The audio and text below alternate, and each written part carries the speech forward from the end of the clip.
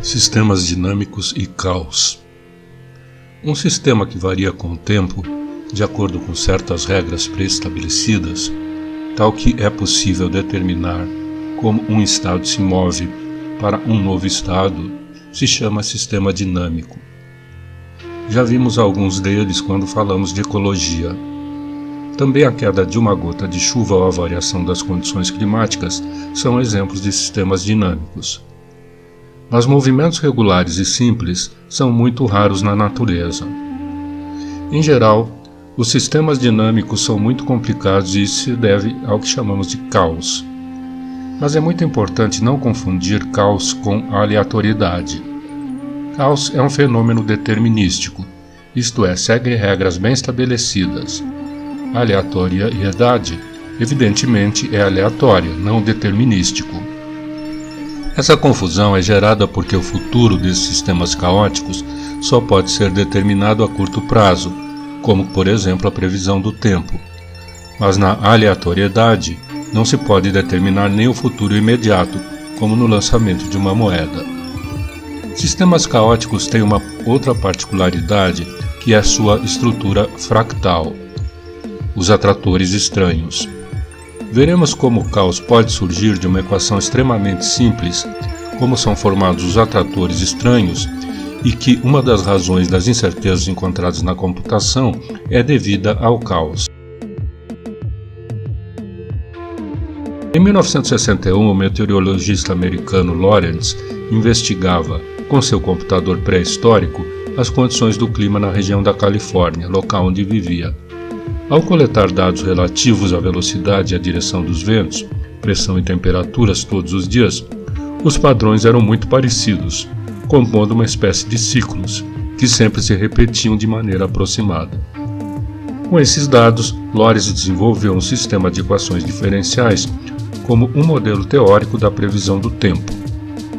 Nesse dia em particular, Lorentz estava completando uma longa simulação com suas equações que já tinham demandado muitas horas de seu computador. Ele resolveu então recomeçar os cálculos no ponto em que havia parado no dia anterior, ou seja, a simulação já havia sido feita até um tempo t, e ao invés de recomeçar do zero, resolveu retomar a simulação a partir de certo tempo t0 anterior a t. Para isso, ele inseriu os valores obtidos em t0 pelas equações, apertou Enter e foi tomar um café. Quando voltou uma hora depois, a curva gerada entre t0 e t se mostrou totalmente diferente da esperada, isto é, da curva gerada no dia anterior para o mesmo período. Após t0, a curva foi aos poucos divergindo da anterior e em alguns minutos perdeu qualquer semelhança com a anterior. O que aconteceu? Não houve falha do computador. Ele acabou lembrando-se que, enquanto o computador trabalhava com números de 6 dígitos de precisão, ele havia inserido apenas 3 dígitos.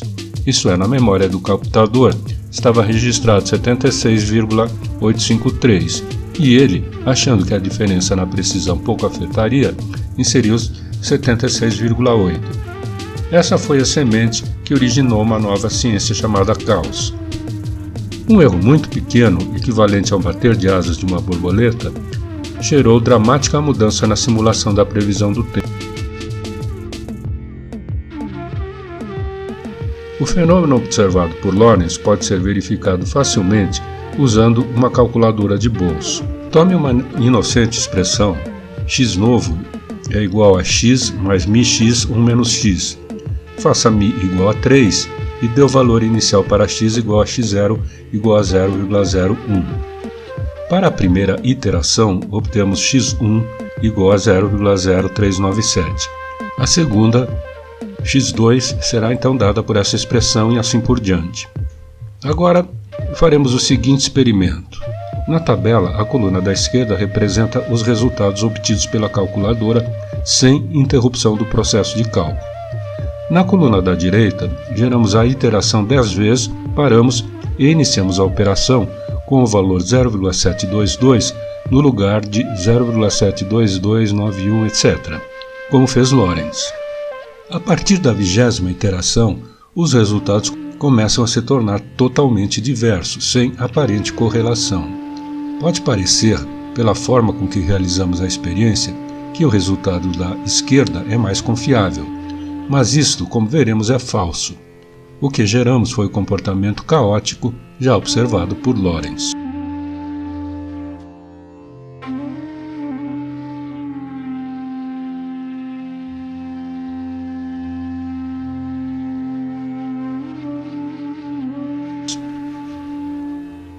Voltamos agora aos sistemas dinâmicos. Para classificá-los, comecemos com algo bem simples. Um pêndulo é colocado em movimento por um impulso manual. Ele se movimenta até parar devido à resistência do ar e à gravidade. Ou uma bolinha de gude colocada em uma rampa descendente rola até o piso e para. Nesses casos, temos um movimento para um ponto fixo, o ponto de repouso. Um segundo tipo de sistema dinâmico é o periódico. Por exemplo, se o pêndulo é acionado por uma bateria, ele não tende ao repouso.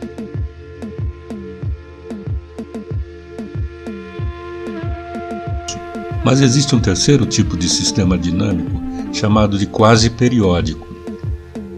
Esse é um sistema parecido com os periódicos, mas que de fato nunca se repetem de maneira absolutamente igual.